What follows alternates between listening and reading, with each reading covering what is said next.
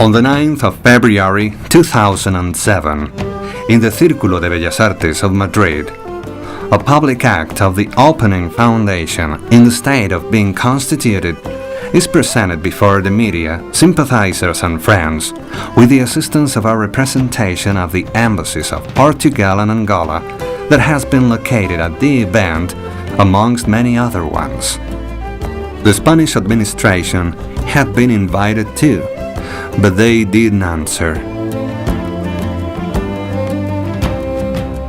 Subsequently, we received a letter from the Secretariat of State for Foreign Affairs apologizing for their absence. El pueblo africano está aquí, hoy, con y entre nosotros.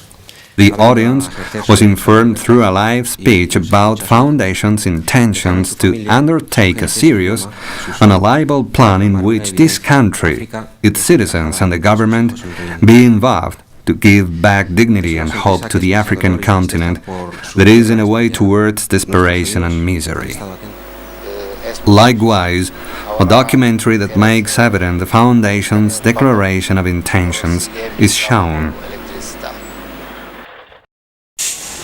Spain approves more than 2,000 million euros in a recent Council of Ministers session so as to meet the problems of the immigration in the countries of origin. It seems like our proposals had gotten a response. We were very pleased if it was like this. The putting into practice of that is very urgent. If the plan in question is a long-term one, its effects probably may not get just in time.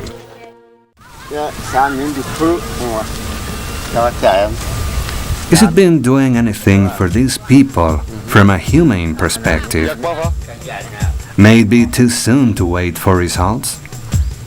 Are the solutions coming through inspections of sophisticated systems of sea control compelling to hopeless people to adopt new routes, putting more lives at risk? It's disheartening to see the arrival of cayuco boats, including deaths without possibilities of offering reasonable options to countries in the African continent, avoiding the culling effect. And what is the answer of the European Union's member countries? Uneasiness, xenophobe fear, recommendations and warnings. United Kingdom inquires into culling effect possibility in the Anglophone African countries with the consequent arrivals of contingent of immigrants on the islands.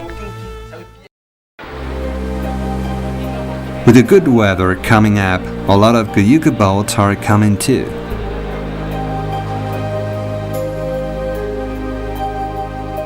From the European Union, Spanish ministers are asked to give reasons about this incredible situation.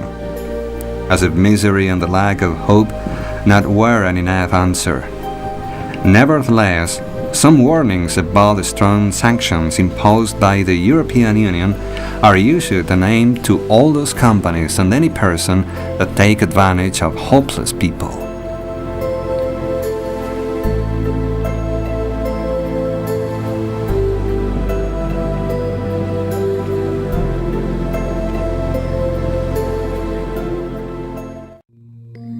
Once in Europe, those who arrive in the cayuco boats are not allowed to work due to the lack of political precaution, fomenting intentionally in this way delinquency, organized mafias, and the management enrichment with no scruples that takes advantage of this collective and their unfair situation due to the lack of a legislative response of which governments are responsible.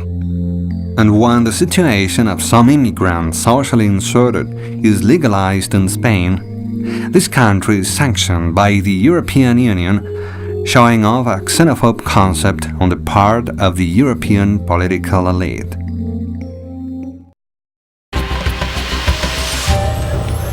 Has the old Europe forgotten its old colonialist past? Is Europe going to keep an attitude of indifference before the situation? Our response to these questions is clear. Europe does hold a historical debt to Africa, and we think it's time to settle it. We offer the opening foundation so as to find viable and reasonable solutions, but we will have to count on the cooperation of the European countries that want to join in this challenge. Before the passiveness of the public administrations in finding solutions to a problem that we think it's dramatic, it's our decision to undertake a drastic program with which we could search new horizons. The Foundation's intention is to use all the possible means within its reach so as to make public opinion be aware of the gravity of the problem through informative campaigns, and then the toll the sea has taken will be underlined, plus the unfair situation of helplessness that immigrants are living in, especially African ones.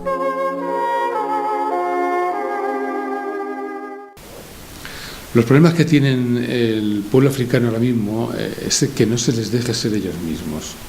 For that reason, some outstanding people and opinions will be gathered in order to express publicly their approach. Means of multimedia communication will be used to broadcast the importance of the problem to millions of homes. And all the resources within our reach will be used in order to join together the hearts of the citizens and expound to governments the convenience of settling the debt across 5 centuries of slavery.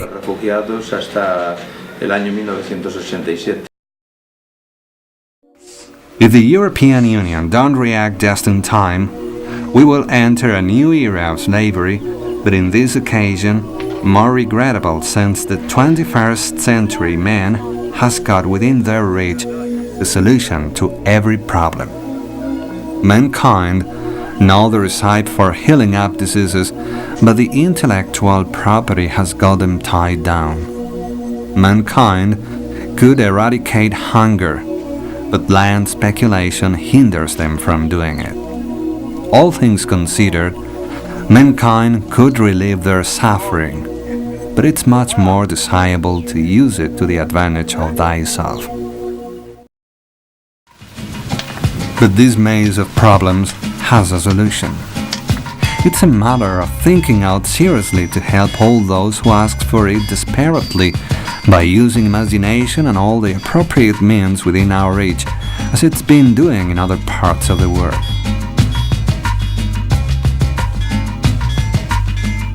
China is the country that appears in Africa holding a position that belongs to the European Union.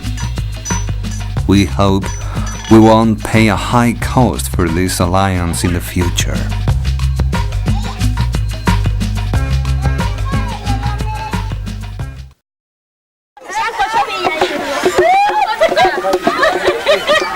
If the European Union would want to assume this challenge by consolidating a social, political and economic alliance with Africa, then the hegemony between United States and Israel would be balanced. Will Europe be missed this opportunity of recovering its position in order to purge its obscure past and measure up to the historical circumstances as we hope?